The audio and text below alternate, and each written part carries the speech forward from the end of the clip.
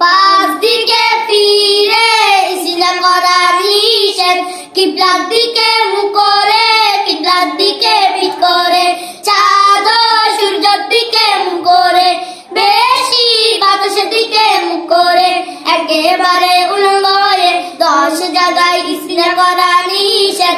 মানুষ চলে রাস্তায় ছায়াদার ফলদার গাছের নিচে, অজু ও গোসলের স্থানে, ঘরের ভিতরে কবরস্থানে, দাঁড়িয়ে ও হেঁটে হেঁটে বিনা কারণে পানিতে, ঘরের ভিতরে বা বিছানায়, মসজিদে আর বিনা বাজারে, কোন মানুষের সামনে।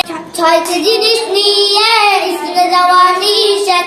আল্লাহ তাআলার নাম, নবীগণের নাম, ফেরেশতাগণের নাম, কুরআনের আয়াত, হাদিসের টুকরো, দোয়া কালাম লিখিত বা অঙ্কিত, যেমন টুপি, রুমাল, আংটি ইত্যাদি। 10টি জিনিস দিয়ে দিলা কুলুপ নিষেধ। হাড্ডি, কয়লা, কাগজ, কাঠ, গাছের কাঁচা পাতা, খাদ্য দ্রব্য, শুকনো গোবর, জমজমে পানি, ডান হাত দ্বারা ব্যবহৃত দিলা দ্বিতীয়বার ব্যবহার করা। ইস্তিনজার সময় 8টি কাজ করা নিষেধ। কথা বলা, জিকির করা, মিসওয়াক করা, কুরআন শরীফ তেলাওয়াত করা, সালাম দেওয়া, সালামের উত্তর দেওয়া, খাওয়া বা পান করা, লেখাপড়া করা।